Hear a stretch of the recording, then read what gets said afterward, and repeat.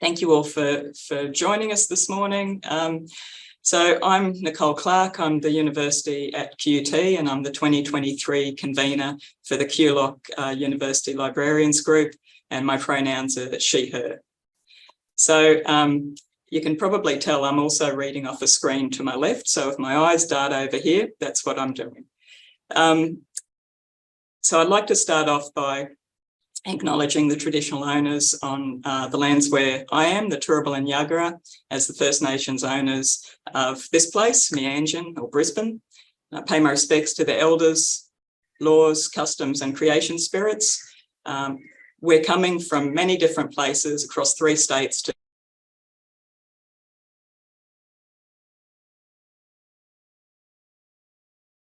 and I'd like to also recognise that this place that I am, Meanjin, and the places where we're all gathering today are unceded Aboriginal lands. They've always been Aboriginal lands, and they've always been places of teaching, learning and coming together as a community as we are today. And I'd like to also acknowledge and extend my respect to Aboriginal and Torres Strait Islander colleagues here today. So welcome everyone. It's wonderful to have you here for the first event for QULOC in 2023. I'm really excited to have us all together, and thank you for meeting in February. I know it's a really busy time for people, but hopefully this is a great way to kick off the year. We have over, I can see here, 152 people with us now. We've got 230 registered, and coming from across Queensland, Northern Territory and New South Wales today. So that's fantastic, and welcome to everyone. So we're recording the event today. I just wanted to let you know. So if you miss anything, you can catch up on things later. The theme for the forum today is Refocus for the Future. And I think we chose this theme for a couple of reasons. We all know that for the last 3 years, everyone's focus in all aspects of our lives, our personal lives and our professional lives, have largely been on things outside of our control. So COVID-19 and extreme weather events, and have been on things that don't really make our hearts sing. So despite this, and despite our energy and attention being in lots of ways demanded elsewhere, many important and exciting things have been happening in QULOC.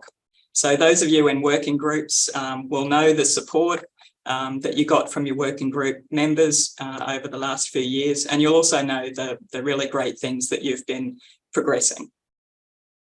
And as well, I'd just say that at the QULOC University Librarians Committee, there's also been a number of things progressing in terms of important work behind the scenes over the last few years to ensure that QULOC's future is bright and active, so that in 2023, we're in a really good position to be looking excitedly ahead, and we can refocus on the things that are important to us, that do make our hearts sing and that we value about QULOC. So Michael, we might move to or Daniel or Michael, we might move to the next slide, please. Thank you. So this is an overview of the session today. We've got a jam-packed session. So it's in 2 parts. So the first part's going to be a spotlight on QULOC and what we've been doing over the past year and looking into the future. So I'm going to talk briefly about some of the big plans for QULOC in 2023. Then we're going to hear from the conveners of the various QULOC working groups who are going to share some of the things that they did in 2022 and what they're thinking about for 2023. And then Claire Thorpe, Director of Library Services at Southern Cross University and Quizmaster Extraordinaire, is going to ask us some tough questions about QULOC, because we all know that as library folk, we love a good quiz. So looking forward to that. Michael, we might do the next slide if we can. Thank you. Then the second part is looking at the future. So Maureen Sullivan, University Librarian at Griffith University, is going to set the scene for us with some of her thoughts. And then we'll hear from our colleagues from across QULOC who will give us their personal perspectives on the things that are important to them and that they would like to see happen or change in terms of the profession going into the future. So really looking forward to that section. Caroline Williams, University Librarian at the University of Queensland, and Helen Hooper, Library and Information Services Director at James Cook University, are going to give us some reflections on the discussion and on the future.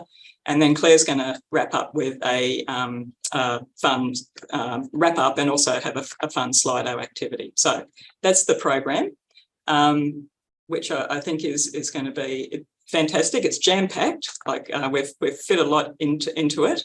And I just want to thank all of our speakers in advance for their willingness to present to us today at what I know is a busy time of year. So thank you for that. And as I mentioned before, we're recording the event. So, you know, I know that it's a reasonably long time that we're here together. So if you need to get up and, you know, move around, take a break, go make a cuppa, please do that, and just know that we are recording it so you can come back to it at a future stage. We'll have it up on the QULOC website. If you want to ask questions, you can do so in the chat function. So please do that, and we'll make time at the end of each session for questions. And if you have something that you want to say about the event, you want to share with colleagues, and you want to tweet it, then we're using the hashtag QULOC Forum 23, and that will get put up. There we go. Look at that, as if by magic, that goes up into the chat. Brilliant. And I think I've mentioned to our speakers that Michael and Danielle can move the slides for you. So just let them know when you're ready, as I am doing now. So I'm going to ask that we move to the next slide. Thank you. So I wanted to just kick off by giving you some background to some of the discussion today by filling in us on some of the exciting changes and opportunities for QULOC that have been progressing for some time and will start to roll out this year and into 2024. So probably to start, I need to give you a little bit of background. So if we cast our minds back to pre-COVID days, just prior to the pandemic, QULOC University Librarians were doing work to ensure QULOC remained in a really strong position going into the future. So two big things happened then. Firstly, following a lot of work initiated by Carmel O'Sullivan, the Director of Library Services at UniSQ in 2019, when she was the QULOC convener, and then continued by Sarah Fredline, the University Librarian at Bond University, when she was the convener, QULOC reviewed its governance processes and looked at options open to us to ensure we were compliant with best practice. So as a result, which most of you will know, QULOC joined ALIA as an ALIA group. So that happened, I think, 2021, 22, I think. It's been happening for a little while, rolling out. What that means in practical terms is that we get the benefit of being part of a larger organisation like ALIA. So we continue to chart our own future and set our own agenda, which is quite separate to ALIA, but we enjoy the benefits that come with being part of that larger group. So they're things like governance, financial, insurance processes and support that go along with that. So that happened. In parallel, the University Librarians wanted to make sure that QULOC remained relevant and valued by its members, so that it remained valued by you and all of us. In late 2019 and early 2020, a survey called QULOC at the Crossroads, which some of you might remember, was sent out to QULOC members to find out whether or not they valued QULOC and whether they participated in QULOC activities and what they found useful. And here I'd like to thank my colleagues Caroline Williams from UQ, Craig Milne from Griffith, Sue Hartley from Bond, and Adam Atkinson, who was the QULOC Executive Officer at the time, for their work on the survey and the subsequent model. So we had 276 responses to the survey, which was fantastic, and thanks to everyone who filled that in. And what the survey found was that the majority of us really valued QULOC, particularly because it provided networking and collaboration and professional development opportunities that we considered we couldn't gain elsewhere. It was especially valued by our colleagues in regional and remote universities, but they wanted to see better remote options for them, which, you know, luckily COVID sorted out for us. So 72% of us said that QULOC was either very highly valued or highly valued.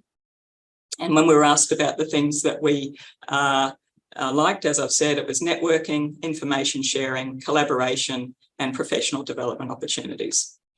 But people wanted to see less bureaucracy for the working groups, more opportunity for others to get involved, especially library technicians or others from non-traditional backgrounds, non-traditional library backgrounds. They want to know more about what QULOC did and why they should get involved. Some people weren't sure. They wanted opportunities to work on strategically important things that benefited QULOC members.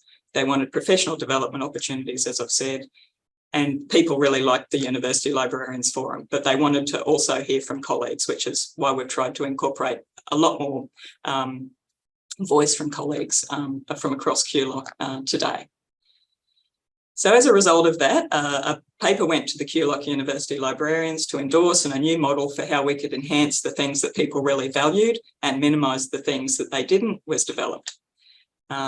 It was all progressing extremely swimmingly until COVID-19, that lovely grey shadow cast there came along, at which time, as I've said, our focus was definitely elsewhere, which was, completely understandable.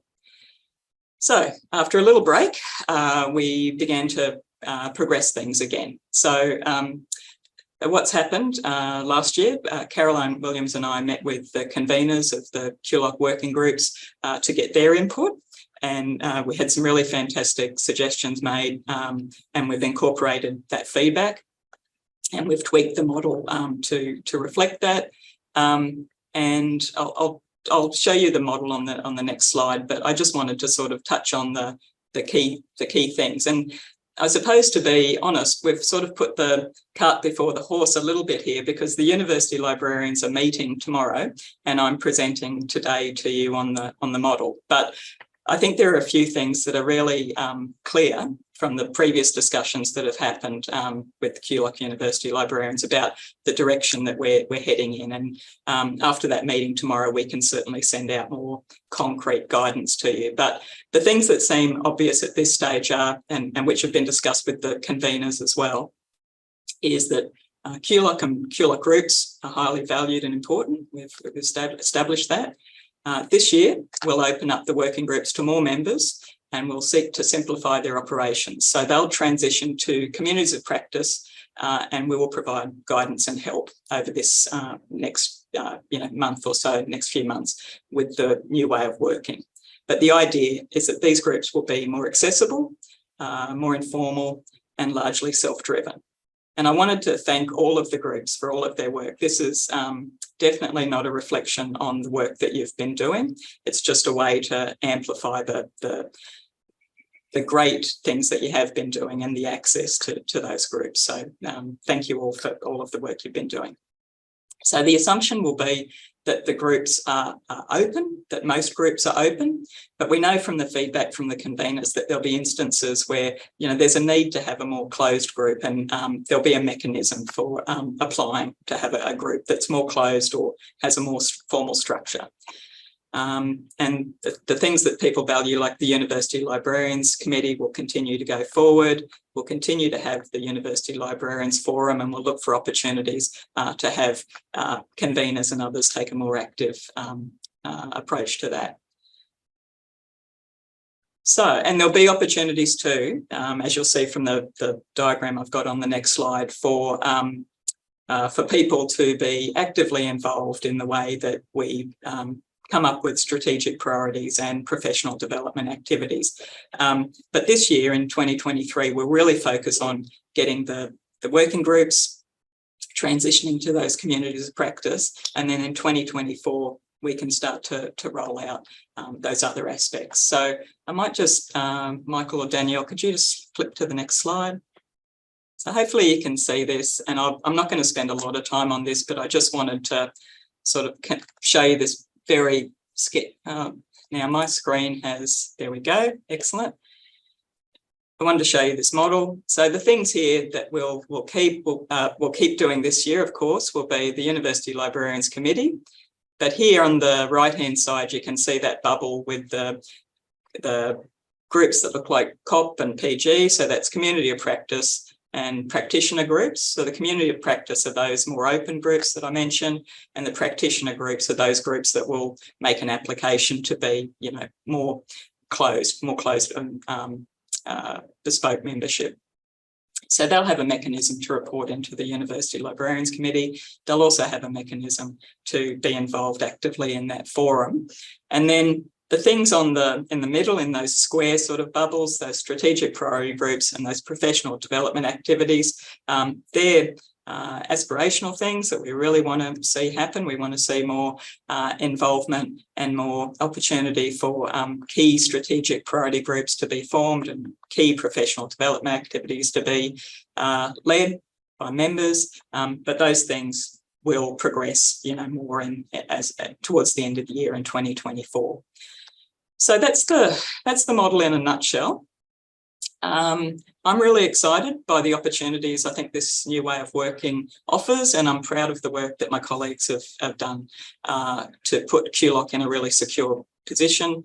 I'm looking forward to sharing more information with conveners very soon to help with the move. I think one of the things that really resonated with me from the survey was how much people valued QULOC. We valued the opportunity to meet with colleagues. We valued having shared goals and shared outcomes. And we really valued the generosity and the kindness of people within QULOC and working with colleagues within QULOC. So I think we're in a really strong position. I think that we have an opportunity, all of us, to continue to help QULOC grow and thrive. And that can be, either through the great work that you've already been doing, through the working groups, or through new opportunities to get involved with things. So that's a very quick summary. If you have any questions, please put them in the chat and we'll try to get them to them towards the end of the discussion. But you can also email me directly, and I'm going to put my email in there as well if you'd like to email me directly and ask me any questions about it.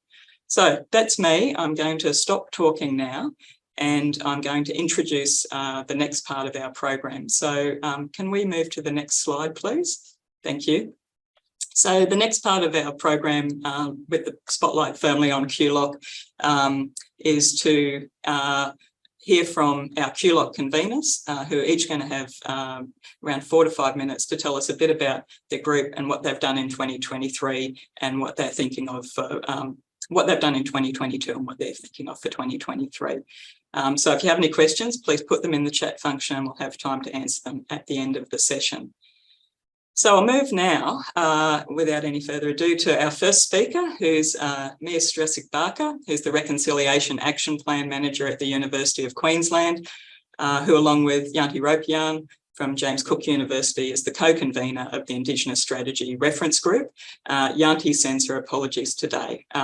So Mia, over to you. Thank you. Awesome. Thanks, Nicole.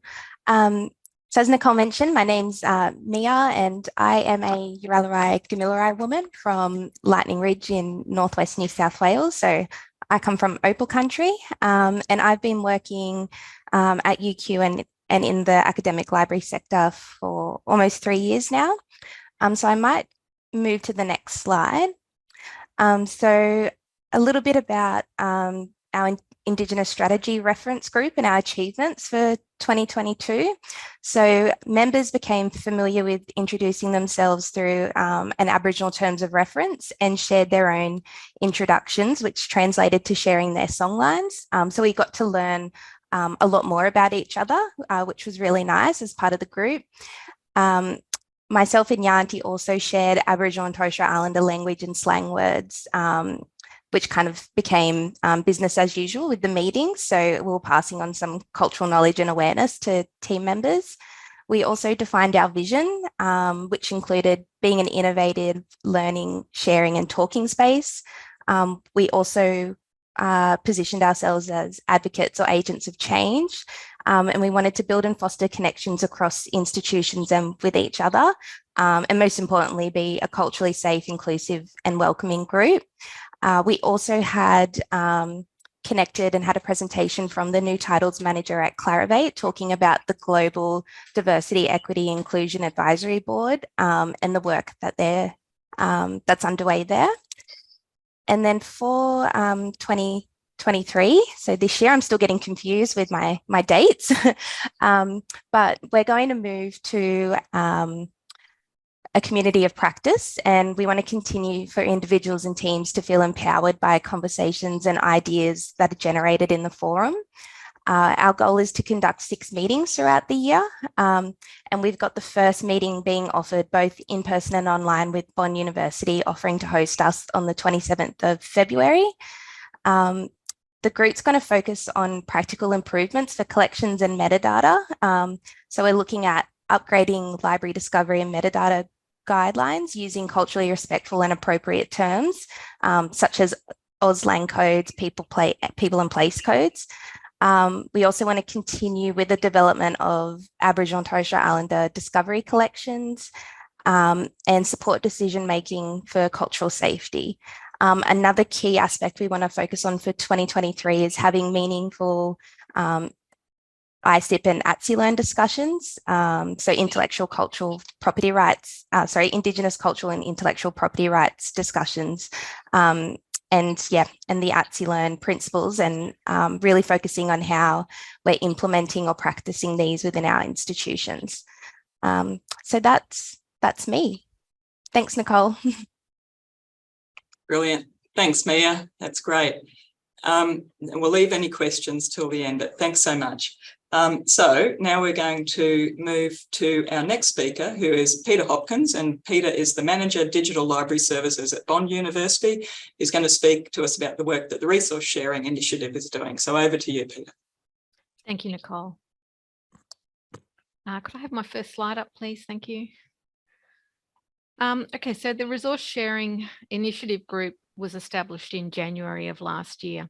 And the idea was that with some uncertainty around what was happening with LAD and with recent changes and upgrades in systems for resource sharing functionality, we proposed that we would get a group together to start exploring the capabilities and maximise our use of those systems. The goal is really about mutual benefit for members through reduced transaction costs, and where possible doing that through a system agnostic platform. However, it is acknowledged that quite a few of the members are ALMA or Ex Libris sites or Rapido sites. So we want to explore those possibilities, but also increase the fold so that we can work with other QULOC libraries as well that may not be sharing those systems. We were also interested in reducing delivery times, at least for the Southeast Queensland area. With the Australia Rapido pod, it's looking like 10 days, and some of those requests were longer than that. And we thought we could probably do better if we could look at a more regional based group as well. So that was driving our discussions. There was a lot of shared knowledge during 2022 with all of our groups. Although we had these set specific goals about what we'd like to achieve, some institutions were in the process of changing systems and processes. So we had a lot of discussions where we were sharing knowledge about what we'd previously done. So the group did a lot of work and we met monthly in 2022.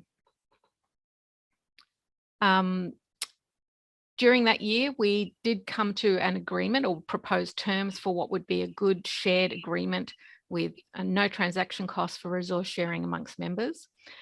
Some of us have already made that leap. Others are still, although we have in principle approval of that agreement, they're still signing it off or trying to work out how they might engage with us technically to do those things. So the group consists of typically a resource sharing practitioner and technical staff who configure systems and look at the workflows throughout those systems and how they interoperate. Griffith University joined us in April. In October, the University of the Sunshine Coast joined us, and we'd certainly be welcoming for someone from the University of Southern Queensland to join us. And we have just also had some ACU members indicate that they're joining us as well. In November, we had a Southeast Queensland Rapido pod established, set up by Ex Libris, and Bond and QUT are members of that and have been using it since November. So we have had some concrete achievements already, and we've started now exploring the idea of a hybrid pod where both Rapido and ALMA resource sharing libraries could interoperate. Next slide, please.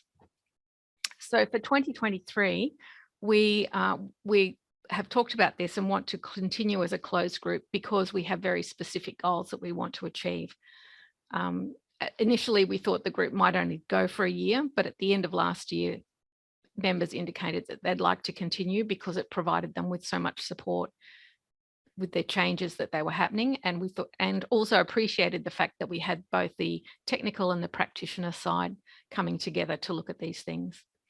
We will probably have some conversations about organising an event for networking and collaboration, not just with QULOC members, but with non-QULOC resource sharing partners in Southeast Queensland as well. There's a lot of discussion, I think, with LAD, the uncertainty of what's happening with LAD and its potential replacement, and strengthening those relationships we think will be a good thing to do. The other thing we'll be focusing on then is to start implementing that agreement that we've made, and that will be potentially through the hybrid pod. Ex Libris met with us just recently and have provided some documentation about how that might operate. So that'll be the next topic on our agenda. But we also want to look at other systems and how we can adopt those agreements either through LAD or through peer-to-peer arrangements. So we'll keep those options flexible for us. And of course, there'll be lots of knowledge sharing amongst the group as we continue to, adopt new systems as we go along. So that's it from me. Thank you. Brilliant. Thanks so much, Peter. That's great. All right. So our next speaker is Tanya Sinclair Honey, who's the Manager of Client Services from Southern Cross University and is also the convener of the Client Contact Points and Spaces Working Group. So Tanya, over to you. Thanks, Nicole. Hi, everyone. The Client Contact Points and Spaces group is a fairly relaxed group, and more recently we've met 3 times a year online for obvious reasons. Our informal meetings provide the opportunity to share information about the services and spaces that we provide to our clients. And the meetings are also a great opportunity to network with our colleagues, to gain insights into ideas and initiatives that they're undertaking, that we're all undertaking, and what worked for us and what didn't work.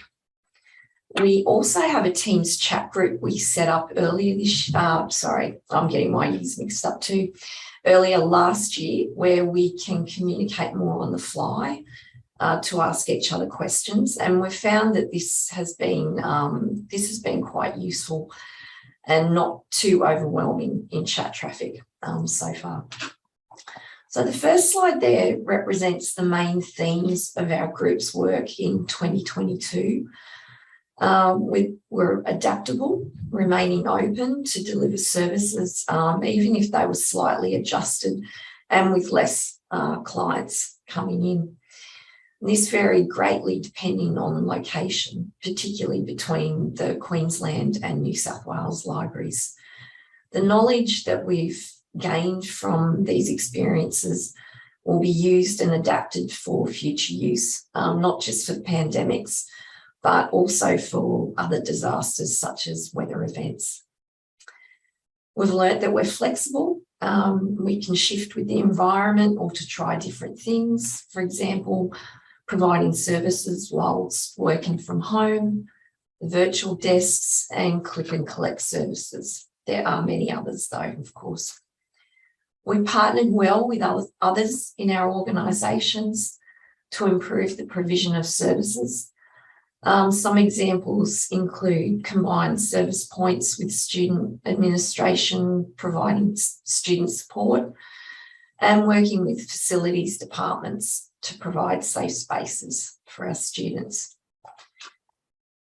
Enhance student experience in the online environment by delivering online consultations and workshops. And perhaps this shift to the online environment we've done too well though, because we're still hoping to get more students returning to on-campus learning. Internal communication in the online environment has improved as well. Although at times, I think we'd all agree that the endless Teams channels and chat groups can be overwhelming. Face-to-face service, we've learnt, is important to our clients, and many of our libraries have returned to the face-to-face services that were removed during the COVID years, because clients do tend to favour dealing with a real person. And we're also continuing to adjust to flexible work arrangements. Although this doesn't suit all teams, of course, those who are required to work on campus for their tasks. And we're also still adjusting to limited staffing, whether that's through restructures or with difficulties recruiting. Now, over the past few years of major disruption, we've also found time in our group to discuss other things, like how we've overused the word pivot, as everyone else has, lifestyle amendments, talking about different forms of exercising and how we've been looking after our mental well-being, and how you don't want to have the name Karen. And thanks to Karen from ACU for sharing this with us. I think that's kind of me and all the Karens I know I really love. Now, our group's focus in 2023, if I could have the next slide, please, thank you, will be on transitioning to a community of practice as proposed by the ULs. Because our group believes that our strength lies in our existing practices of networking and information sharing. And this will allow us to continue to discuss ideas, initiatives, and others' experiences, which we all learn from. And they help inform best practice for providing client services and spaces. This will also allow us to further enhance the student experience in digital and physical spaces by providing optimal services and safe and inclusive spaces for all. So pop into one of our meetings this year, which I must say I haven't scheduled yet, if you're keen to share ideas and best practice to enhance the student experience in digital spaces and physical spaces, or just to learn what our group does. Many thanks to our group for their contributions this year, their generosity in sharing information, for their input into this short presentation, and to Catherine Hoey from Griffith University for pulling everything into the first slide. Thanks very much. Thanks, Nicole. Thanks, Tanya. And look, I can totally echo from my involvement with your group what a wonderful group you are and how inclusive you are, and also how fantastic Karen Desfontaines is. So there we go. So thanks, Tanya. Appreciate that. Okay, so Kelly, I can see you're ready to go. So Kelly Johnson is the Manager, Scholarly Resource Services, Griffith University, who also convenes the Information Resources Group. So Kelly, over to you. Thanks. Our group, like Tanya's, is fairly informal. We meet 3 to 4 times a year to catch up on all things information resources. We share what's happening at each of our institutions and discuss important themes and topics in the broader sector. It's a really great way to keep current in a fast-changing environment and share ideas and even sometimes come up with solutions. It's a collegial space to ask for advice, pick up some new tips, and learn from each other. I personally get a lot out of hearing about other universities' policies and contexts, even if they are very different from mine and don't seem directly applicable. It can prompt new ways of thinking about our local issues. We have a really good mix of operational and strategic conversations. Today, I don't have time to tell you all our discussion outcomes, but there were a few big topics in 2022. And thanks to Magella for helping out with the list. First is managing the complex and varied read and publish agreements that support open access publishing through our library subscription budgets. This is a new type of offer and license for many of us. These agreements also may require closer partnerships between IR teams, other teams in the library, academics, and other stakeholders. So it's good to have a supportive group like this to ask questions and pick each other's brains. Another newish area is how libraries are providing or not learning resources for micro-credential courses and offerings. This is another really tricky licensing area we need to get across. Lastly, the major recurring topic is the constantly changing ebook and e-text models, along with general online resourcing. These resources are increasingly expensive, while access and licensing conditions are getting more restrictive, at least with many of our big higher education content publishers.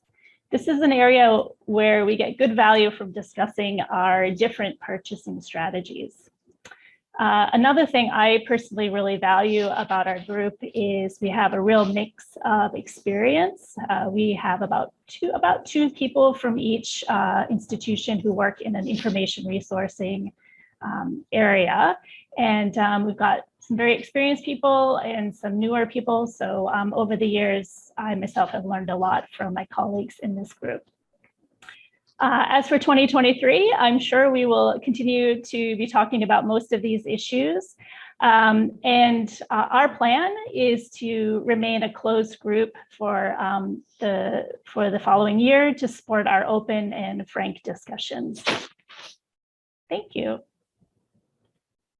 Brilliant. Thanks so much, Kelly. All right, so our next speaker, moving right along, is Susie Bailey. So Susie is the coordinator of digital library services at Griffith University, and she convenes the Information and Communication Technology Group. So over to you, Susie. Thanks, Nicole. Good morning, everybody. So I only took over coordinating this group in the second half of 2023. But we've been operating as a community of practice since, 2022. Now we're all getting confused with our years. We've been operating as a community of practice since 2001. The group is open to whoever would like to join, so you can follow that link through to see who's part of the group. But we have 2 or 3 staff from various institutions who've joined the group. We meet 3 times a year online generally, and it's very informal. So we discuss things like issues that we might be having with various library systems. So we're usually quite focused on library systems, but we do extend the conversation to sometimes web-related issues. Digital repositories come up sometimes, and the broader IT environment. So for example, rolling out Windows 10, SOE issues, authentication, all those sorts of fun technical things. We're very informal, as I said, so it's mostly conversation, sharing experiences, sympathizing with issues that people are having with particular technology, particularly release management and upgrade issues. So for example, working through the ex-Libris data center move that occurred this year, and using a group voice, I guess, to get traction on some of those issues that we all experience. We also get to talk about shiny new things and fun toys, either that we've implemented or we're hoping to implement. So for example, this year, Jai from QC talked us through their Open Athens implementation, which is really useful because I know a lot of other institutions are looking at that.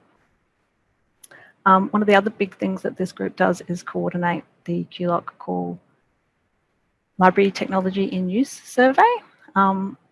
If you don't have access to the Call survey site, you need to contact Call to get access, but anybody who's associated with the University Library can do that. And that survey is really useful for people like me, who it gives you an idea of all of the different technology that's in use across all of the institutions. So if you're implementing a new system or you're thinking about purchasing something, for us, we implemented Canvas this year, or last year, and we wanted to see who else was using a combination of Talus for their reading lists and Canvas as their library learning management system. So you can log into the survey and see which other institutions have that combination of technology and ask them 20 questions. Moving forward into 2023, it's a very similar focus. So that ICT survey is run annually, so we will coordinate that again next year. And that's it from me. Great, thanks, Susie. And yeah, I think that idea of, you know, sympathising, sharing and getting group traction on issues resonates with a lot of us. So thank you very much for that. All right, so now over to Stephanie Bradbury, who's sitting in the office just behind me here. So Stephanie's the Manager Office for Scholarly Communications at QUT, and she's the convener of the newly reformed research support group, along with Jayshree Mamtora from JCU. So over to you, Stephanie. Thank you, Nicole, and good morning, everyone. I'm going to first set the scene describing our scope that we have had. Our members support Queensland University Libraries in regard to research support matters, and this includes support for researchers in publishing and sharing their research outputs. That's journal articles, books, and research data. It incorporates read and publish agreements, and article processing charges, or APCs. We look at library issues relating to research grants and ethics guidelines, as well as everything related to copyright and Creative Commons licensing. We also look at everything related to publication metrics and other ways to demonstrate impact of research. And lastly, of course, we look at training in all of these services for our research communities. Now, 2022 was the year that the Research Support Working Party reconvened, as Nicole has said. The group didn't meet through 2021, and it's fair to say that through no fault of anyone's except the craziness of COVID, the group lost momentum. We weren't totally disconnected, though, as in our space, we have a lot of other options, and a lot of other strong communities of practice have developed in the last couple of years.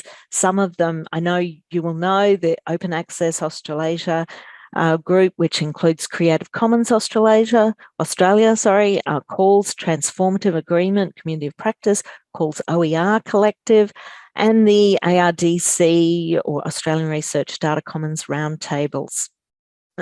There's also a lot of email lists available to us, the CARES discussion group, GIST bibliometrics list. So in some ways, we were satisfied with these other communities and the lists, and they do a fantastic job in their niche areas, but there was still a gap. So towards the end of 2022, Jayshree Mamtora from JCU, and I know Jayshree is here, and I called the group back, and we had our first and only meeting for the year. Without a theme, we discussed whether the group had a future. Would this be a community practice? Do we have a role with the myriad of these other thriving communities of practice in our research support space? The group agreed yes to all of those questions, but we are aware that we do have to carefully scope out our purpose, and loosely that is to be a space to connect with our colleagues, to be innovative in our learning and promote vibrant discussions that help us all improve our library research support activities. So after that very dull slide, next slide please, Michael or Danielle. Okay, so in 2023, the Working Party will transition to a community of practice. We are aiming to have 4 meetings through the year. Each will focus on a professional development activity or theme, which is considered core to the group. The COP will be advertised and open to all who are interested in attending. We do want to continue with 2 elements of our previous format, and they are the report backs on events such as conferences. We see great value in continuing to share cross-institutionally on the knowledge and information that comes out of those, and the institutional reports, which were considered highly valuable by all. And these will follow the PD activity or guest speaker, and it may be that the core group only will want to take part in this. It's completely voluntary, so participants will be able to give just a verbal report of highlights from their library, and that may be particularly in relation to the theme or PD content of that meeting. So what are the hot topics for 2023? And from our discussion last year and a recent brief survey of the group, we have some topics of interest. A lot of them are on the screen, but I've got a few more. I'm not going to go through all of them. I'll just highlight a couple. First one is NHMRC OA policy. This came into effect last year, and we know that there will be major implications for our researchers, as well as how libraries and research officers coordinate that reporting. Just a little bit about Data Place, which is a new resource that's supporting the Data Availability and Transparency Act. It's a new whole of government digital platform that will enable researchers to request Australian data, and we are anticipating that there will be a bit to discover about this scheme. It's just starting off now. I'll leave you to read the other topics. There's just one other that we've had quite a bit of interest and traction on, and that is to do with research support models used in libraries. We, as everyone would know, we have a huge variety, and folk are very interested to hear about those different permutations of team structure, team members, duties and responsibilities, and any reflections on the pros and cons associated with these. And there are definite synergies on this topic with the workforce or WOD group that Bruce is going to talk about later. And lastly, people are also interested in successful collaboration between libraries and research officers, who does what and the different responsibilities. So the next steps are, from these ideas, Jay and I and the core group will refine and assemble the program. We're partially there and expect the invitation to come for our first event will be on Thursday, 30th of March, 1 to 3 p.m. AEST, Australian Eastern Standard Time. So all that's left to say now is I look forward to seeing you there. And a special shout out to Jay Shree again, who as deputy has been a great colleague to work with. Thank you, everyone. Brilliant. Thanks, Stephanie, and thanks, Jay Shree as well. Nice to see you as well. All right, so over to Daniel Walker. So Daniel is faculty librarian at Bond University and the convener of the Teaching and Learning Support Working Group. So I can see you there, Daniel, over to you. Thanks, Nicole. And I'd like to acknowledge the Convenors people from the lands where I'm joining from today on the Gold Coast. So what did we do in 2022? Looks quite basic, but we had one welcome catch up in 3 meetings. These are so valuable. So we come together, we just share ideas, share best practices, what we're all doing. And people have the option, they can submit written reports, they can just talk verbally, you can just sit back, take it all in. So teaching and learning is evolving and changing all the time, and then so is teaching and learning support. So there's always so much stuff to talk about, and everyone's doing so much amazing things.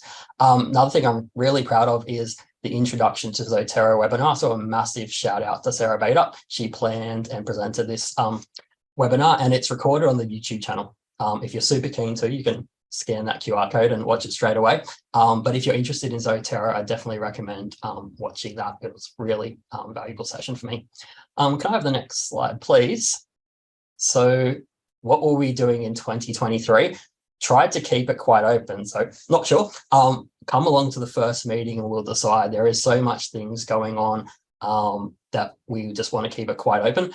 And I wanted to also wait to the ULs forum just to see what was going on to spark some ideas. But yeah, we're very, very keen to continue on as a community of practice. So everybody will be welcome who's interested to come along to all the meetings or just any meetings of interest. So what you might expect, open discussion, sharing ideas and practices. It's just so valuable, I find, sharing what each institution is doing and what we're all doing together, and just brainstorming ideas for future meetings or webinars.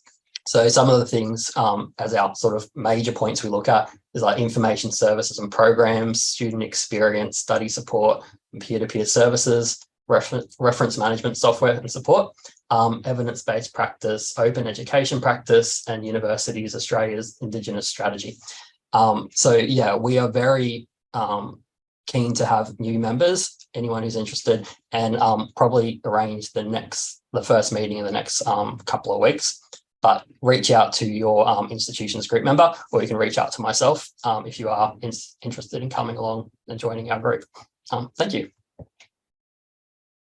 Brilliant. Thanks so much, Daniel. That's great. All right. Our last speaker is Bruce Munro. So Bruce is the acting convener for the Workforce and Organisational Development Group, filling in for Jennifer Thomas. And Bruce is also the manager of the library service here at QUT at Kelvin Grove. So Bruce, over to you. Thank you, Nicole, and good morning, everyone. Nice to see you all. As Nicole said, I'm presenting on behalf of Jennifer Thomas, who's the convener of the Workforce and Organisational Development Working Party. I was very pleased to fill in as convener late last year for this group, as we have a really great group that meet around 4 times per year to discuss emerging issues and trends relating to academic library workforces and organisational development. We share a lot of information on good practice. We consider how we can improve the overall health of our libraries by analysing structures, culture, processes and procedures, and how we can achieve our goals and can continually improve in those spaces. So some of the things that we did in 2022, if I could have the next slide, thank you. Earlier in the year, we ran a QULOC career development session called Preparing to Get That Librarian Job. The idea for this arose from conversations that we had in the working party around how we could help our colleagues look to step up in their careers. And that's how the session was essentially formed. So we had around 80 participants, which is a really fantastic turnout for something like this. Another great meeting that we had of best practice sharing was around student fieldwork placements.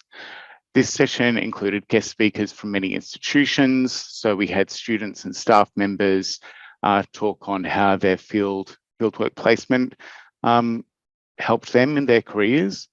We covered how different institutions manage their placements and looking at the different ways that were across different institutions there. And a key theme was online placements, where we had a case study of the Albury-Wodonga Health Library Service placement program, which enabled a lot more institutions to take part in their placement program. We also held a session, the Australian EBP Librarians Institute Pearls of Wisdom Report Back webinar. So this was a joint event with the WOD and the QULOC Teaching and Learning Support Working Party. This being a free event that was also really well attended with over 70 QULOC staff participants. And the key theme around here was health librarianship and systematic review skills and knowledge. And another thing that we focus on within the working party is the ALIA QULOC mentoring program that has continued to be a great success year in year. The WOD being the host group at QULOC's end and helps coordinate the program with our ALIA counterparts. Mentors and mentees from most QULOC libraries are participants, and they report fantastic networking and career building experiences as part of the program. So looking forward into 2023, we haven't met yet this year, but towards the end of last year, we already discussed some of the topics that we'd like to cover, and we are very keen to continue as a community of practice. Some potential topics that have come up is we're looking at developing a new managers series with themes around setting expectations with team members, effective delegation, and giving and receiving feedback. So we're currently in discussions with partners on how we might be able to move forward with delivering this program. High on our agenda is also looking at running a disaster planning workshop. As we're all very aware, over the past years, we've all experienced floods, pandemics, also cyber attacks to add in there. So we're very keen to get into discussing this topic in further detail. And it will definitely be continuing with the ALIA QULOC mentoring scheme. So keep an eye out for more information on the next intake of that, which will be at the start of July. So as a working party, we continue to deliver PD opportunities and events as they arise. As Stephanie has mentioned, there are definitely synergies with other working groups or community of practices moving forward. And we'll be sure to send out information on relevant free webinars and report back sessions that we'll be holding this year. So thank you very much.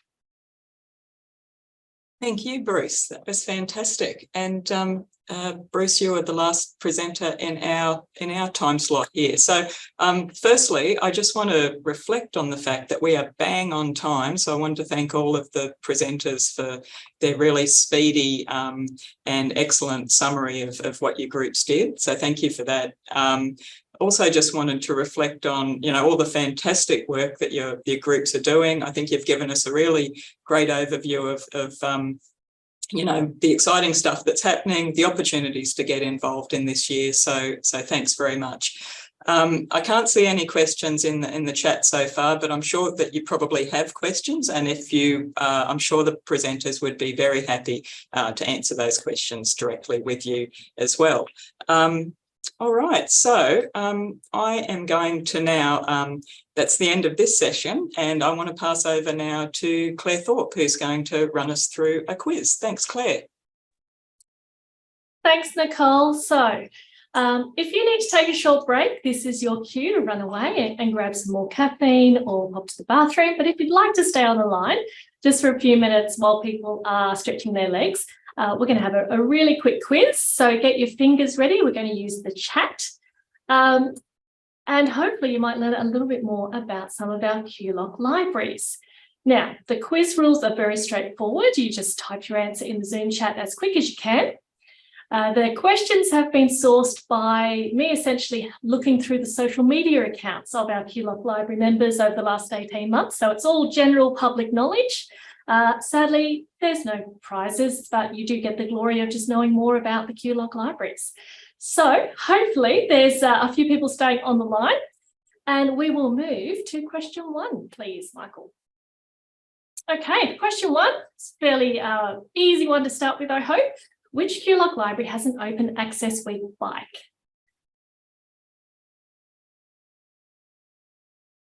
And I've got lots of shout outs there, some with exclamation marks. You are correct. The correct answer is, of course, QUT. And I always enjoy looking forward to that every open access week in October. All right, a little bit trickier. So this was posted around the time of the funeral of Queen Elizabeth II. Which QULOC library did Queen Elizabeth II visit in 1970? Oh, and we've got a few quick answers already coming through. It was, of course, James Cook University in Townsville. And if you have a look at the JCU Library 20, you'll see a beautiful photograph of the Queen in all her glory in 1970, wearing, of course, a fabulous hat. Question number 3, please, Michael. All right, there are 2 answers for this question because last year, 2 of our QULOC libraries won very similar awards from their universities acknowledging excellence in reconciliation. So 2 answers are required. Which 2 QULOC libraries won University Excellence Awards for Reconciliation in 2022? Oh, so some people know one, but not necessarily the other. Excellent. So Catherine and Stephanie have nailed it. And Maureen, it was both University of Queensland won their University's Excellence Award and also James Cook University. And congratulations to all the staff who were involved in those initiatives. Really fabulous to see the work of our libraries being celebrated across our universities. Question 4, please, Michael.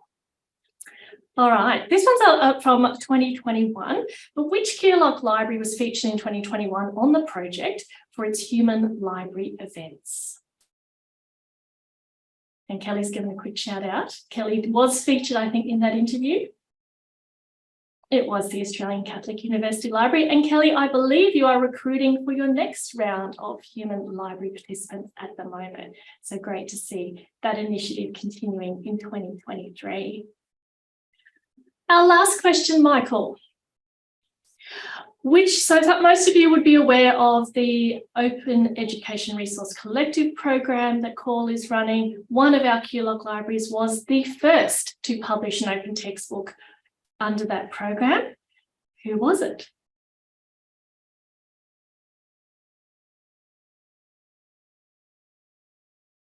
Got a few different answers here. The first, I'll give people a few more guesses. There is the correct answer in the batch.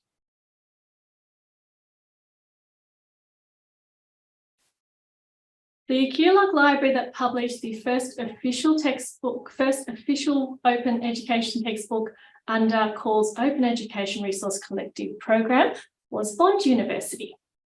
And the title of the book was, I'm going to get this wrong, so Bond people help me out, Sven Tessen on the Law of Obligations. That is the end of the QULOC quiz. Thank you for playing along. Hopefully people who needed to stretch their legs have had a chance to do that. And I'm going to invite Maureen Sullivan, University Librarian at Griffith University, to the screen to set the scene for the next part of our program. Okay, thank you, Claire. So I've got the great pleasure of introducing the next session, which is about future visions. So shortly, you're going to hear from 6 colleagues on things they would like to see, a peek into possible futures for us. So future gazing is a difficult and often a simultaneously exciting and scary prospect. The future is both distant and also upon us in a millisecond. It's rich with opportunities and pathways, but often the question is, which pathways?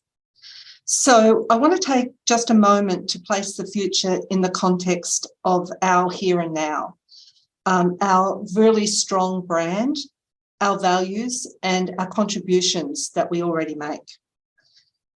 There are 3 things that I think have been consistent for academic libraries over time and through the various technological trends and policy and funding U-turns and dead ends that we've all experienced.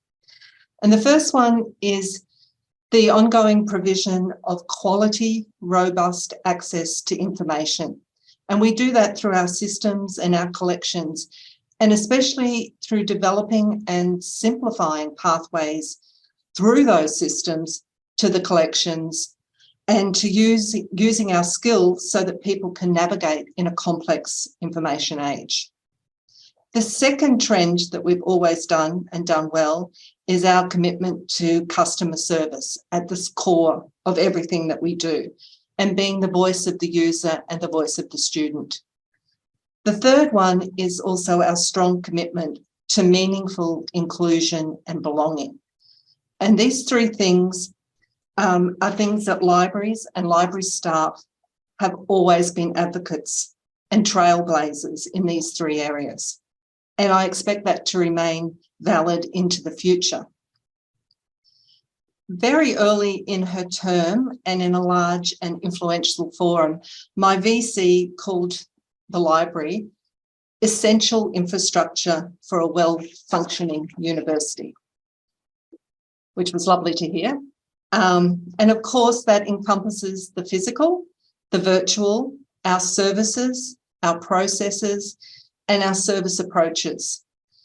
Universities are at the core learning institutions, striving for knowledge, expanding horizons, changing lives. And so they're future focused, as are we. And the magic sauce is always the human factor. And it's for libraries, it's our constant building of skills, our creativity to embrace new tools and changing expectations, our curiosity to be ahead of the pack in advocating for new things such as open access, artificial intelligence, research data skills, our ingenuity to adapt and reach different cohorts in difficult times. And lastly, but by no means the least, the commitment of all of our library staff to face the future, embrace the challenges, and just deliver. So while the future is always unknown, our track record for adapting, thriving, and pushing boundaries to achieve more is an excellent one. It should not be feared. As a university librarian, I always have an eye out for the what is next, trend, product, service, or bright idea that one of the executives brings back from a conference. And these bright idea gems are not always fully understood, and we often play a role in clarifying and contextualising the latest for our own Griffith context, and I'm sure you all do. Most often, it's already on our radar, and we can respond constructively, and we can articulate a stance. Often we're the first to raise an issue or identify a trend. For an example from Griffith is our leadership in the open research statement area. And that way we can get things on the table and look to the future in a positive way. So libraries and library staff occupy a unique role in our organisations, spanning services to both staff and students across research and teaching areas, enabling discovery and use of existing and known knowledge, and also in identifying and supporting emerging and new fields of research. Looking to the future is a critical success factor for libraries, and staff engagement and forward thinking in this space is absolutely vital. So I'm looking forward to hearing from our speakers and seeing what they think is on the horizon and how we can continue to be to contribute to the things that need to happen into the future. So I'm now going to hand over to Helen Hooper, who's the University Librarian at James Cook University, and she's going to be facilitating this next session. Thank you. Thanks, everyone, and thank you very much, Maureen. So we've got 6 speakers to talk to us now about something they'd like to see for libraries in the future. And the first speaker is Leslie Akers, Advisor, Aboriginal and Torres Strait Islander Services and Collections at the University of Queensland. Over to you, Leslie. Thank you. Can everyone hear me all right? Okay. I'm a Bidjara Kari and Badagal woman from the Torres Strait, and the future visions for myself always comes from an Indigenous perspective. So firstly, I would love to see libraries have dedicated executive leadership and board positions held by Aboriginal and Torres Strait Islander peoples. Reconciliation initiatives are not limited in a specific plan, that these initiatives become business as usual and are embedded within the frameworks of libraries' policies and procedures. That library staff and students are supported and given the tools and resources, including utilising collections to develop cultural awareness. Every library has Aboriginal and Torres Strait Islander peoples employed in various positions and are a preferred employment pathway, and not just as librarians, but metadata specialists, conservationists, and archivists. Libraries enact cultural safety, not only in physical spaces, but in digital spaces with metadata based on cultural access, such as Auslang and the IATSIS thesaurus. I would love to see cultural access protocols, Indigenous cultural intellectual property, traditional knowledge labels and care principles adopted and added to library management systems as standard library practice. Also making libraries accessible not only in the digital environment, but physically, such as roadshow collections, to further enhance the experience of our clients. Also, the ability to recognise the diversity and uniqueness of Aboriginal and Torres Strait Islander communities by using collections to tell local histories. Libraries utilising collections to also contribute to and support key initiatives and issues such as the Voice to Parliament, language revitalisation, Path to Treaty, and a library that has bilingual signs. Every sign in the library displays the local language of the traditional owners on the lands where the library is situated. I'd love to see future libraries designed and built to fit within the landscape of traditional lands where they reside, instead of looking like imposing institutions.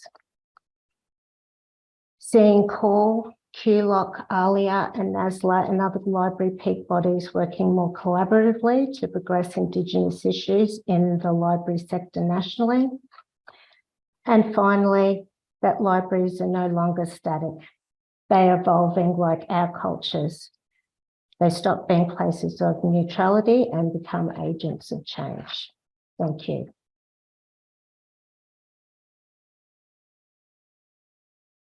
Thanks very much, Leslie. There's a lot to unpack there.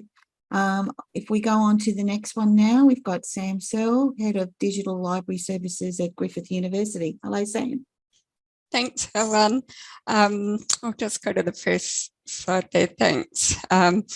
So I don't have time to run a poll today, but I'm guessing that a lot of people attending here today practice ethical consumption, at least some of the time.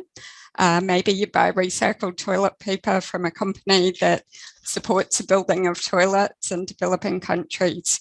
Maybe you've given up fast fashion in favour of supporting local makers.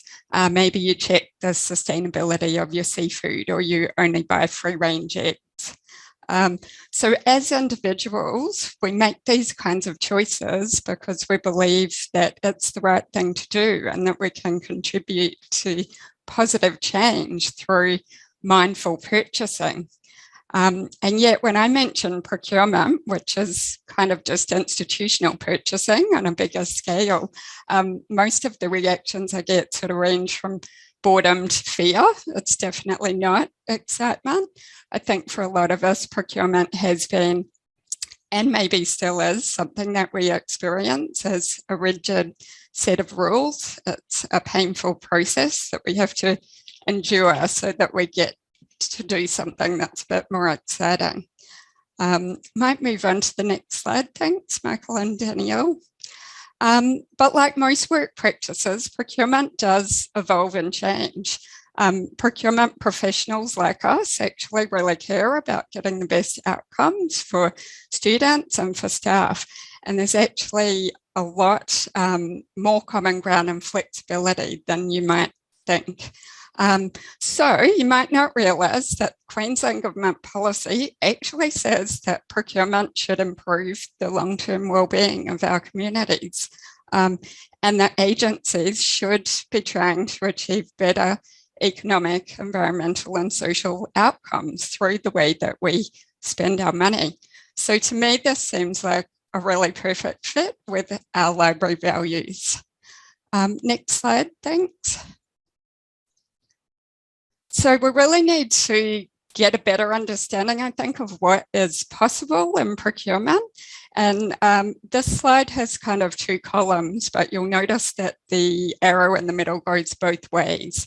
And so it's not that one side is better than the other side, one side's right, one side's wrong. It's that there is a continuum and a lot of choices that we can make when we're faced with any particular purchasing kind of situation.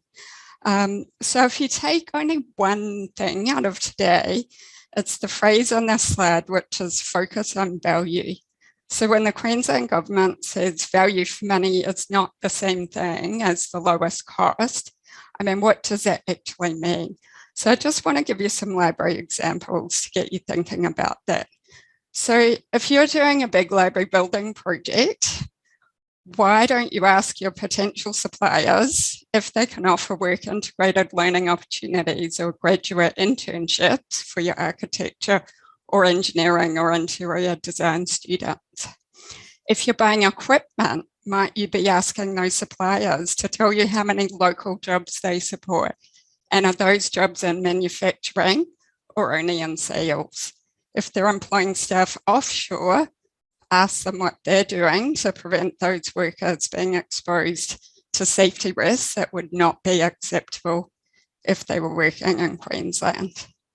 If you're buying a library system, you might be asking those suppliers, what are you doing to make your system less US-centric, more multilingual? Are you enabling preferred names? are you contributing to those global efforts to decolonise cataloguing? What are you doing to enhance open access to the scholarly record? And whatever you're buying, you can ask your suppliers to describe their track record on things like environmental sustainability, gender equity, reconciliation action plans. And so by weighting these kinds of things in your evaluation, you might make a different choice, or you might not, but through that process, you've sent a very strong signal to the market about the kinds of things that are important to you and that you want to see improved. Next slide, thanks. So in closing, there's 3 things I'd really encourage you to do, especially if you have purchasing duties. The first thing is to read procurement strategy documents, and look, they can be really dry, but there are nuggets of gold in there if you take the time to look for them. I'd really encourage everyone to think about how to incorporate university and library values into purchasing decisions, especially when you're spending a lot of money on something. And finally, I just want to say, get to know your procurement folk and be curious about their world and the trends that are impacting on them. I'd just say, don't let IT project managers and finance business partners or anyone else try to mediate that conversation for you. Build your own connections, and you might be really surprised to find how much common ground we share. Thanks for listening. I hope that at least some of you will be a little more excited about procurement in the future. Thanks. Thanks very much, Sam. That was something totally different. And I always thought our procurement people were from Mars, but we'll see how we go. Now I'll just hand over to Claire Swift, who's Manager Education Engagement at James Cook University. Okay, thank you very much, Helen. Just checking we're all good with sound and vision. Excellent, thank you. Now that is my 3rd slide, spoiler alert. Can we roll back, please? One more. Okay, so what I wanted to talk to you about today is my experience having moved away from academic libraries for a length of time, and now just recently having returned to academic libraries, I wanted to sort of reflect on what I see in the future. So my presentation, my reflection is all about librarians rather than libraries. When I considered what I felt most important to share in this forum, I wanted to speak about librarians, their skills, their adaptability, and what a diverse range of experiences can bring to your career and to the organisations that you work with. So the slide I can see is still my 3rd slide. Can we roll back one? There we go, wonderful. So in 2015, I found myself in that classic place. 2 paths laid before me. I could continue on the journey that I had been on for a really long time, all my career in academic libraries. I was a liaison librarian. I could continue to follow that path where it led me. Or I could take a chance and move into the prep to year 12 space to lead a small team in a school library to refresh and renew their college library and their library service. This involved building a new library, building a whole new culture around what a library and what a library service meant in a school. So it was pretty scary, but I did take that chance. And the magnitude of skills that I learned during that 7-year break grew me as a librarian in so many different ways, ways that probably I would not have experienced had I continued along the path that I was on. So I don't want to say I took the path less travelled, because I don't think, or the road not taken, I don't think that there is one right or wrong path to take, but I would encourage librarians to take that chance. If a path opens up to you to try something different, I would encourage you to do that, because it will grow your skills and what you bring to your organisation just immensely.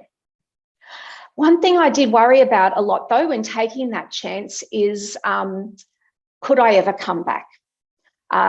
Having moved into quite a specialised space, would my skills and experience be transferable? Could I bring value back in academic libraries? And, you know, that is something that we do often think, could I ever go back? If I take this chance, could I go back? And the spoiler alert was yes. Next slide, please.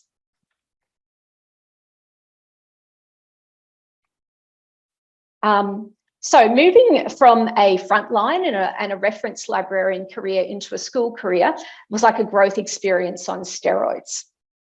I worked in frontline services, I supported academics, I taught undergraduates and postgraduates about information literacy, academic skills, research, etc.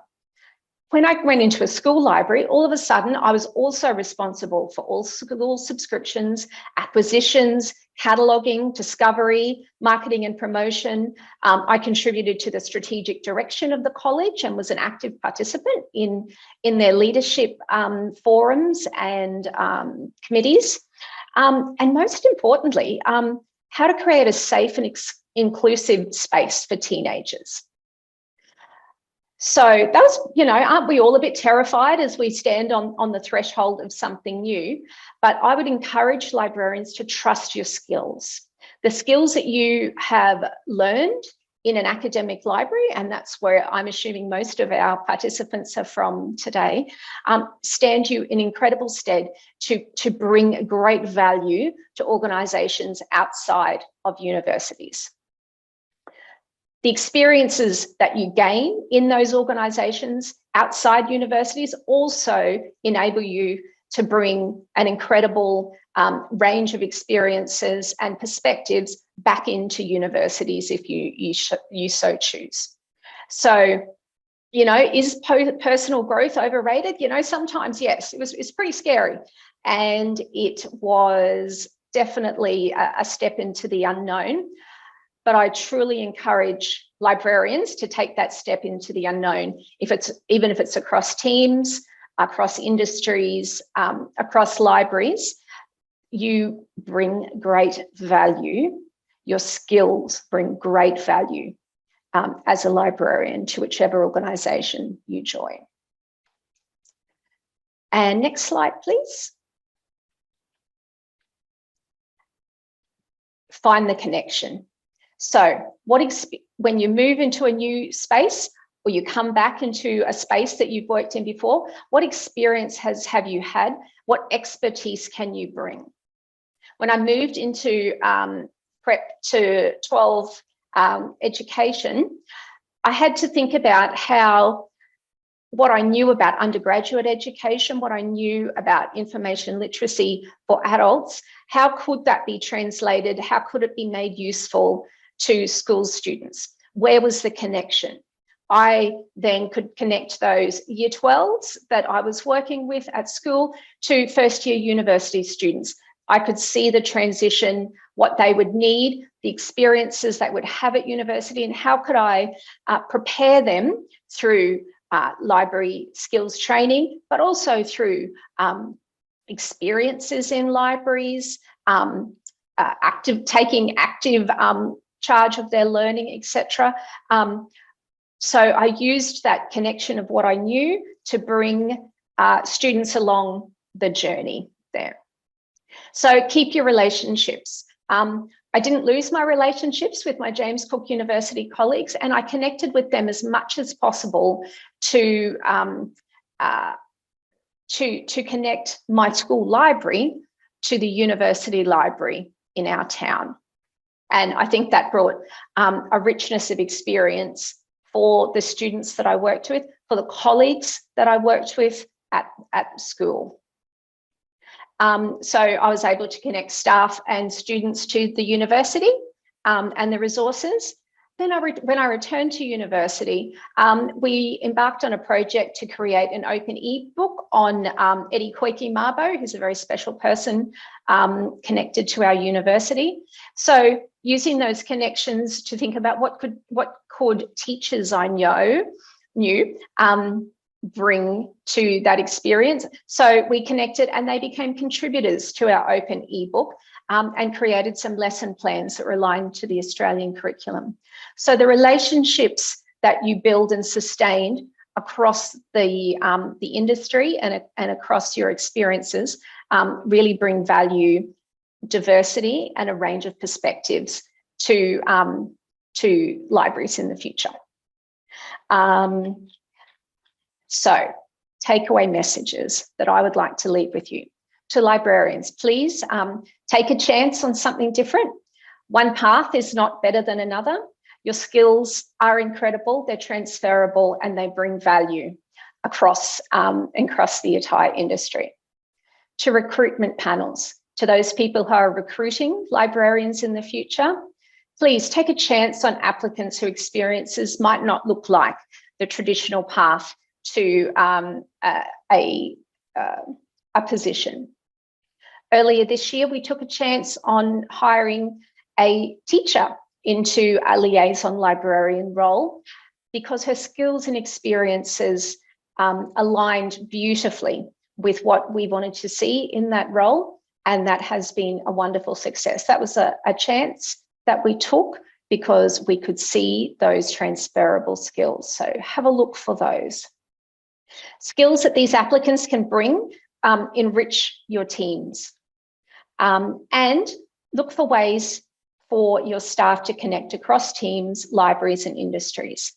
I think that if we continue to look for diverse experiences, diverse skills, we will create an amazing, diverse, and responsive future for libraries and the stars that work in them. Thank you. Thanks very much, Claire. Another different perspective for us all to think about there. Now I'll hand over to Chris Hart, who's the Team Leader Research and Academic Liaison at the University of the Sunshine Coast. Thank you, Helen. Hello, everybody. This is a really great provocation because even within our small academic library sphere, we serve such a diverse community and there's so much to unpack as we've already learnt today. I want to ground my observations and offerings in an activity Uni SC undertook in 2022. Michael, if you can jump to the next slide.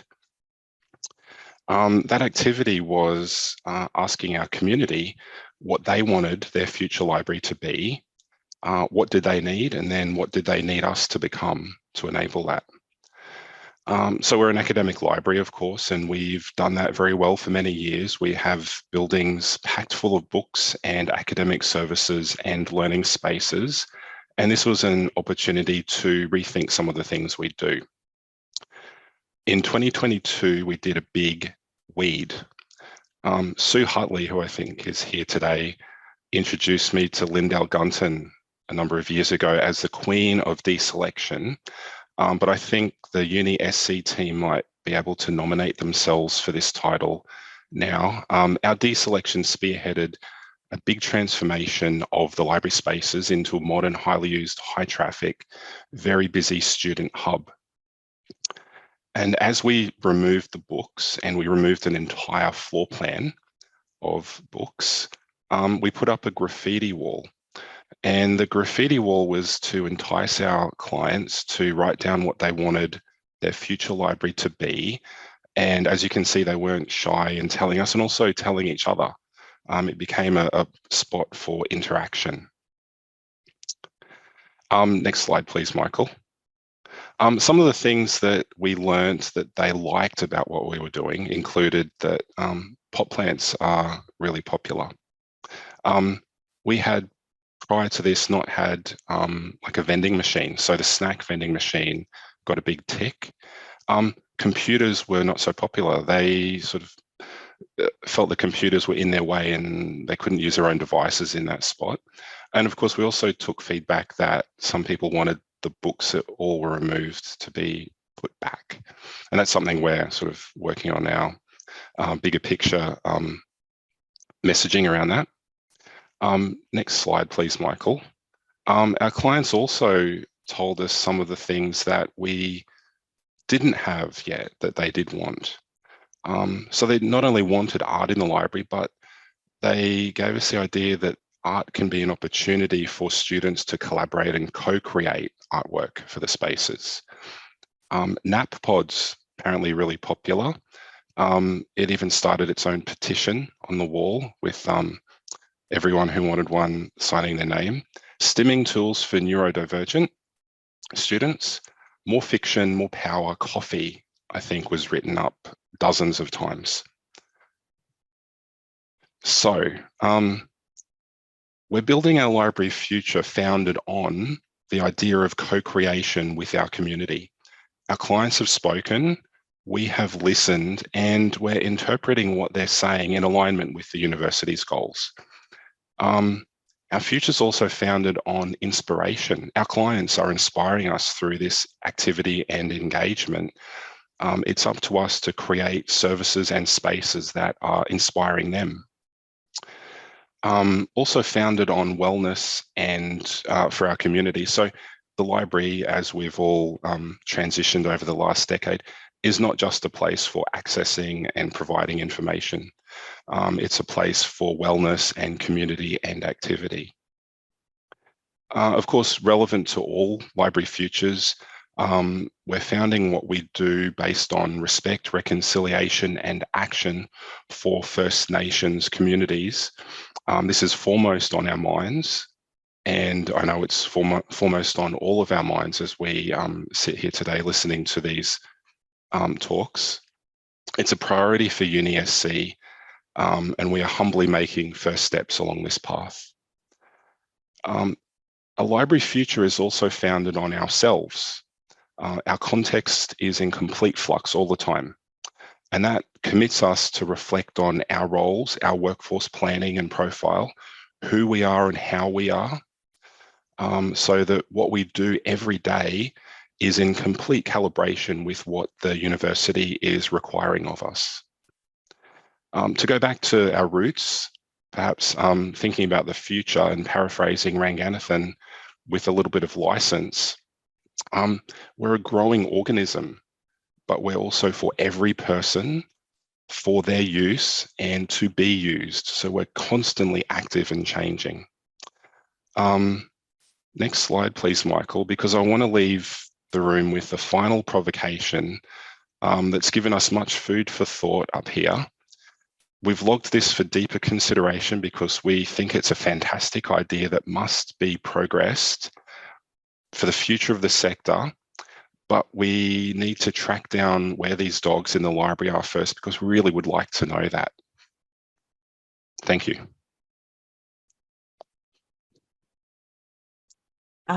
Thanks a lot, Chris. That was very thought-provoking as well again. And yes, where are the dogs?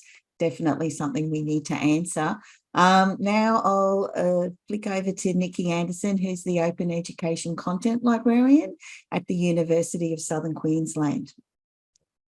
Thanks, Helen. So something I'd like to see for libraries in the future is more disability inclusion. So I want to preface this by talking about my own lived experience for a bit.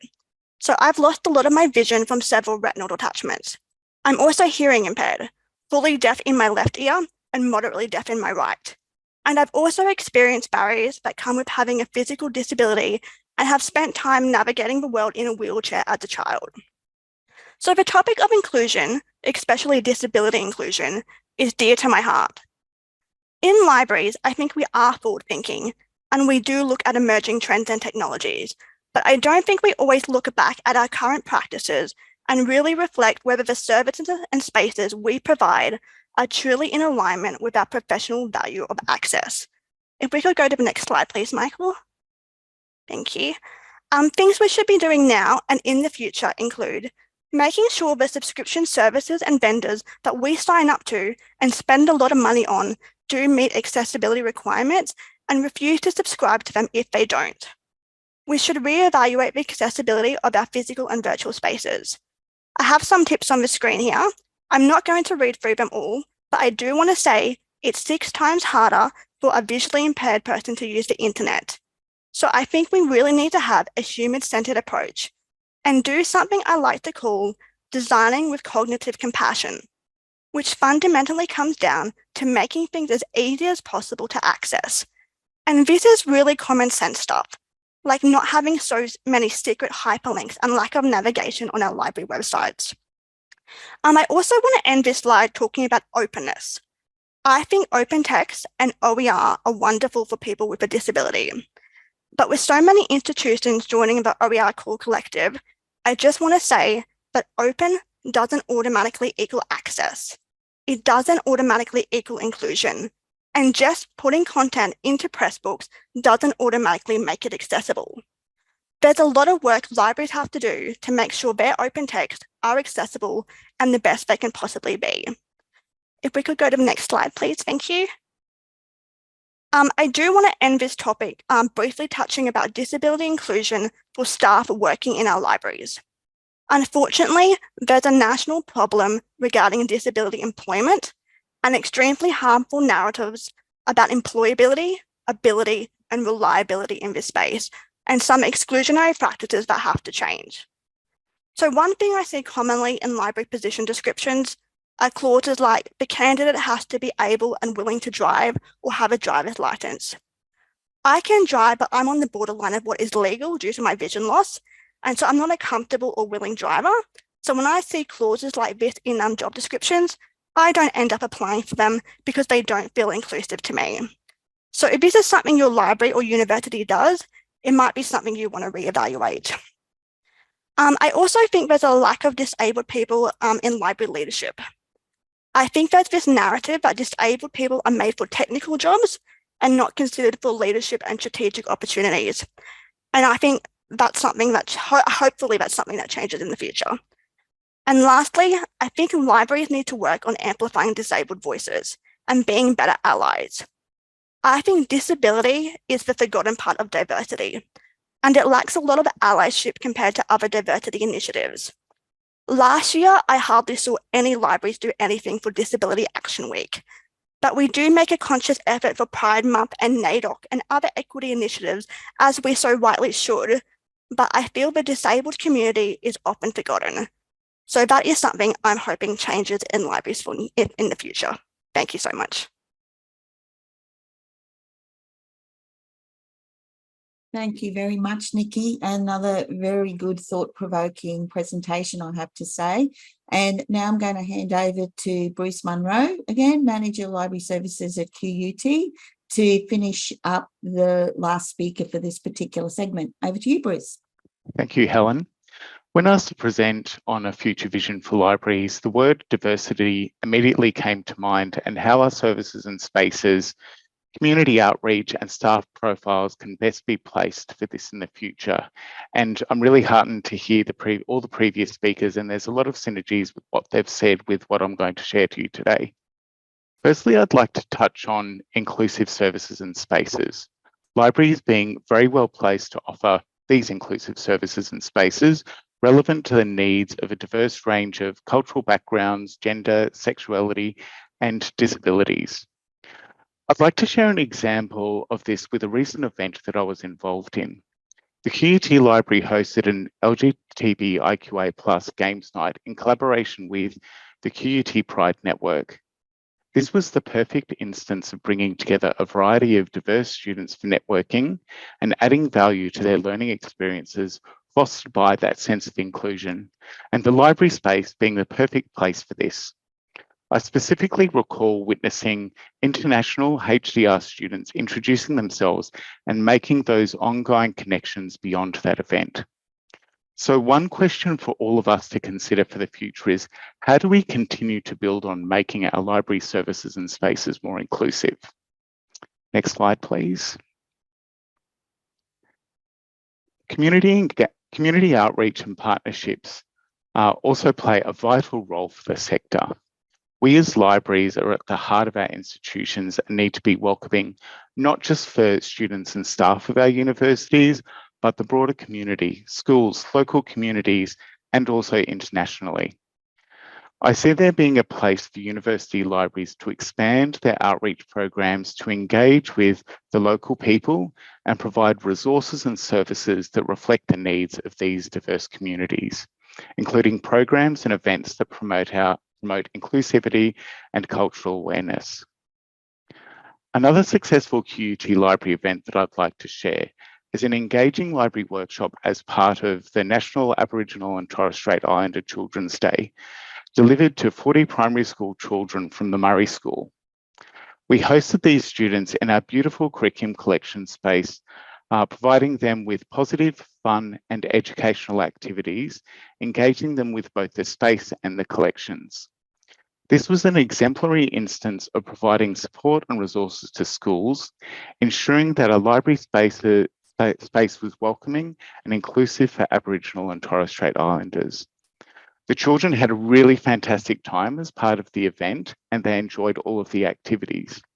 And additionally, library staff had identified relevant collection titles as part of the session, and due to the success and enthusiasm of the day, the university made a donation purchasing these titles for the addition into the school's own library collection. Next slide, please. Lastly, I'd like to highlight employee diversity as key for the future of libraries. Libraries should prioritise diversity and inclusion in hiring practices, ensuring that their staff are representative of their communities. This could include programs to recruit and retain a diverse range of employees and training for all staff on inclusive practices.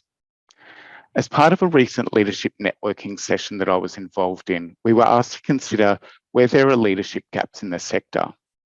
Interestingly and independently as groups, one of the conclusions that we came to was the need for more diversity in the workforce with succession into library leadership.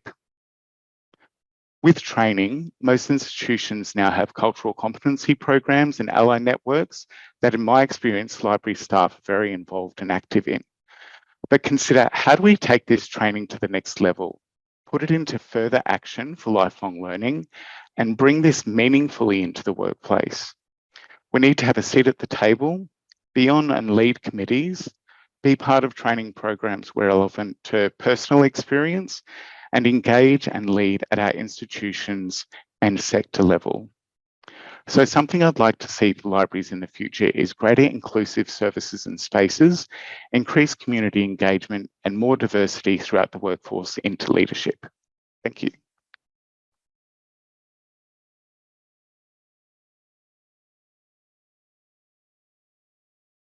Thanks very much, Bruce. So again, another different diverse point of view, and I welcome Carolyn there with me now, who's the University Librarian at University of Queensland.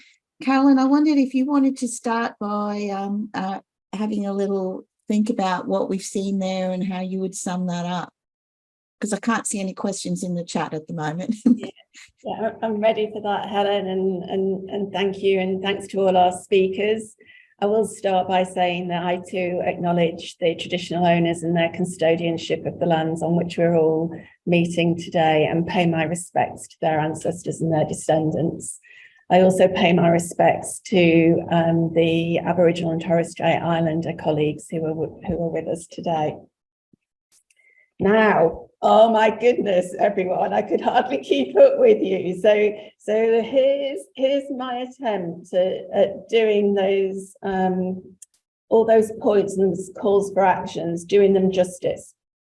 So if I start with Maureen, and Maureen took us back to what are the persistent strengths and purpose of libraries, and focused in on 3 points for us. So libraries as providers of quality information, or as knowledge shapers and makers. Second, our commitment to customer service, which goes beyond service and moves into being champions and being the voices of our communities. which then took us to Maureen's third point, which became a really, really important point as everybody else spoke about the values that drive our work. And Maureen's call to action for us is to be advocates as well as trailblazers. Now, I think Bruce said that there was a lot of synergies here. So I'm going to run through some key points of all of our speakers, and you can see those synergies. And I've got to start with Leslie's words, which were heartfelt. They really kind of pulled me up short.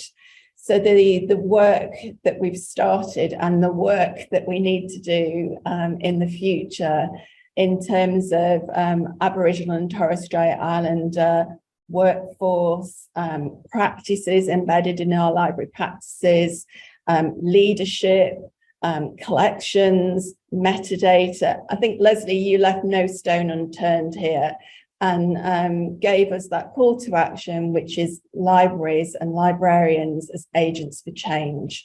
Let's use that.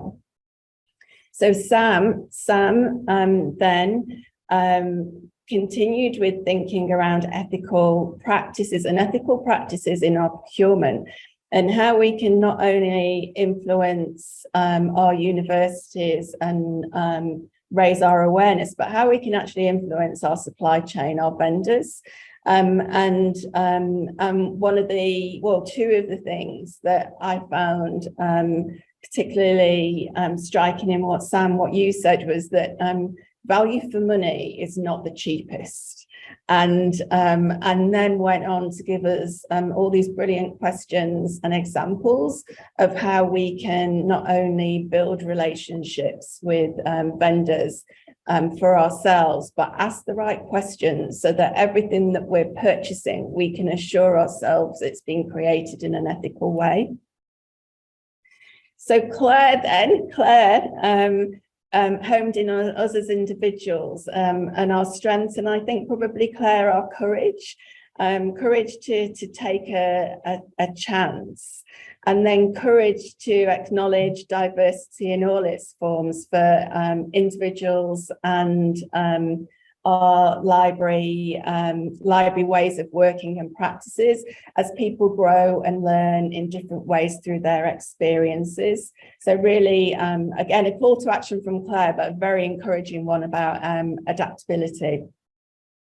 So Chris took the theme of the voice of the client being both inspiring and empowering our future services and spaces. And talked about, gave us some great examples. Art as an opportunity for students to co-create and collaborate. Spaces as spaces for wellness. Alignment with university goals and what was the word? Calibration with university goals. At the same time, taking us back to Ranganathan and information, a book for every person, for them to use and to be used. So that combination of the community, the voice of our communities, the strategic imperatives of the university and our traditions as librarians. Nikki, another really, really powerful contribution. Thank you to you. And another call to action, more disability inclusion, and loads of suggestions of how we can move forward with our inclusive practices, whether it's leadership, whether it's allyship, doing more with Disability Action Week. But the phrase that you used, Nikki, that really spoke to me was designing with cognitive compassion. So thank you for pulling us up and reminding us that there's so much more that we needed to do, but thank you for giving us all those practical suggestions of ways forward.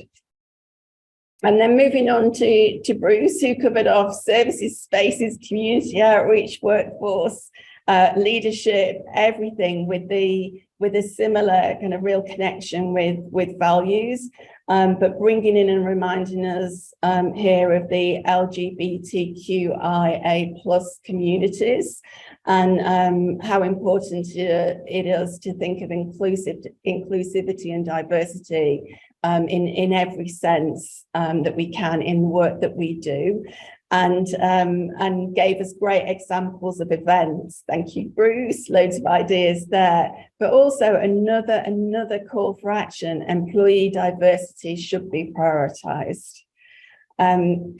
So final words from me, having heard all of that. Thank you, and being challenged by it and inspired by it. So where are we going in the future then? Yes, we are and need to be efficient and effective knowledge shapers and makers. But we want more for our future, and we want that purpose to be delivered in a way that sees us as advocates and trailblazers, as agents for change, as role models, as connectors, and as shapers of university cultures which are inclusive and diverse. And we want to go beyond our university cultures. We want to get into our suppliers in all our ways of working. That diversity and our values is vital for the future. Thank you, Helen. Back to you. Well, I don't think I need to say anything else because Carolyn summed it up beautifully, but that it's pretty much the same what I got out of that around the calls to action. And for me, there were some really big points to make around the importance of Indigenous perspectives in every facet of the work we do in our services, in our initiatives, and certainly that focus on value when we look at strategic procurement. And I know a lot of institutions have got quite strategic procurement programs in place where they are doing that.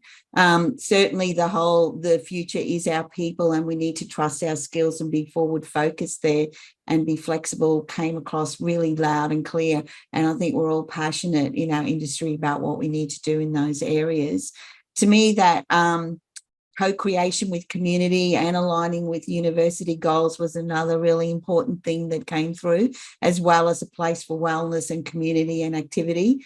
And yes, I get asked about more dogs all the time as well. Certainly the human-centered approach to disability inclusion, I think that was really important. And that statement that Nikki made about it's the missing part in what we discuss when we talk about diversity, again, is another really important thing. And also that inclusive spaces and space and places, which came across through, I think, with every single speaker in what all our different places look like. And so I think it's giving us a lot of food for thought, a lot of things that we can do by thinking about what we might like to focus on in 2023. And we all know we've come through a bunch of years that have been like we're pretty much on rocket fuel at the moment, and it's been a bit like that. And something I read did resonate with me about that. We have these surges, these really big surges, and for me, I think 2023 needs to be a little bit about consolidation and developing the maturity of all these models that we have. I mean, we're all passionate about all of these things. I would suggest most of us have programs or processes in place, and we're all at different spaces in that maturity model of what we do, and there's a lot more we can do. So we need to really look at what that consolidation looks like and what we can do to benefit our institutions and our industry as part of that, to help us refocus on that next surge, which is, always coming around the corner for us. And a lot of that is to do with resourcing. Everything we've spoken about today, to me, just resonates with that word resourcing, whether it's open educational resources, scholarship resources, our staff as a resource, our institutions, our buildings, our websites as a resource. Resourcing is a key one there, the challenges we have around that, and the wonderful opportunities we have that with our resourcing. So I would certainly like to again thank all the speakers from this last session, and Caroline as well, for their work in doing this during a time, I know, where we're all extremely busy with OWeek just around the corner and a lot of programs we need to get in place. So I will ask, is there any questions at all for any of the speakers or for Caroline or myself at this point?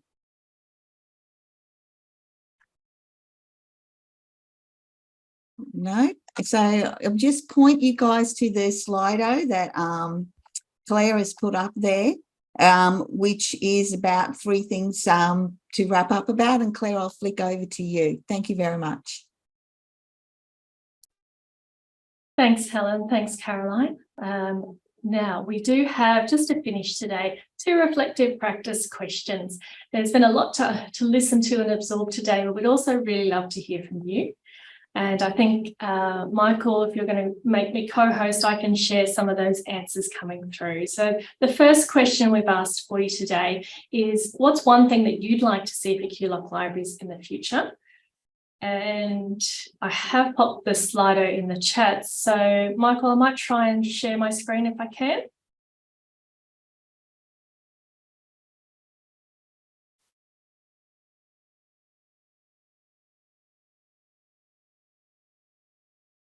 Okay, hopefully you can see the answers coming through now.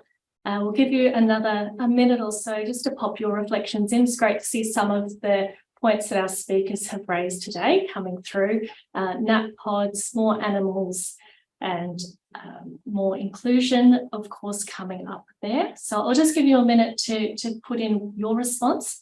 And we have one more question for you before we wrap up today.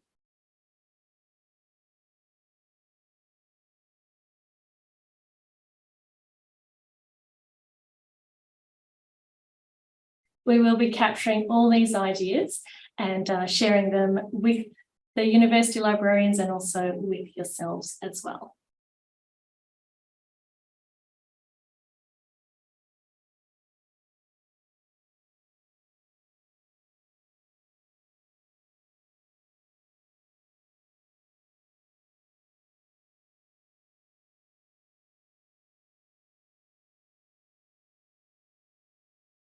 All right, we'll move on to our next question.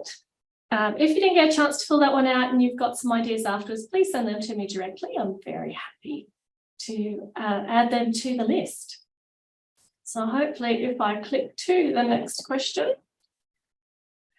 Our last question today for you is, what's one thing that you're excited about for 2023? It is the start of a new year. And we did delay the University Librarians Forum from the end of last year because we did think it was just one of those things that were perhaps we didn't need to try and fit in before the end of the year. So we're trialling it at the start of the year this year, and we're hoping that the opportunity that you've had this morning to hear from both our group conveners, our community of practice, a practitioner group, leaders, and also from the provocations that we asked staff to respond to. Hopefully it's given you lots of ideas heading into the new year. As Helen said, many of us are about to head into O Week. I know some of our institutions have already started their teaching calendar for the year, but hopefully there's lots of ideas that you've been able to take from today to inspire you as we head into the new academic calendar. Lots of really quick responses there coming through. So as you're finishing off that reflective activity, I would like to thank all of our speakers today on behalf of all of the QULOC University Librarians. Certainly from my perspective, the future of our libraries looks both challenging and exciting. And I think this morning has really highlighted the strength of QULOC in sharing knowledge and sharing ideas. There's much that we can learn from each other, and this is a great forum in which we can do that.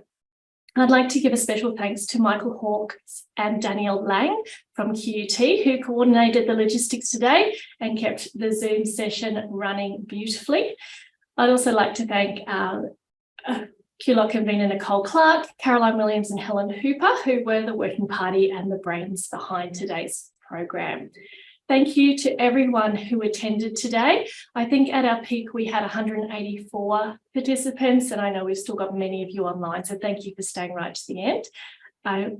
Do watch your inbox for more information about QULOC Communities of Practice and the practitioner groups, and find out how you can connect, learn and share with each other by becoming involved in QULOC over the coming year. So thank you very much for your attendance. I'll let you go all and enjoy your lunch, and we hope to see you at a future QULOC event in the not too distant future.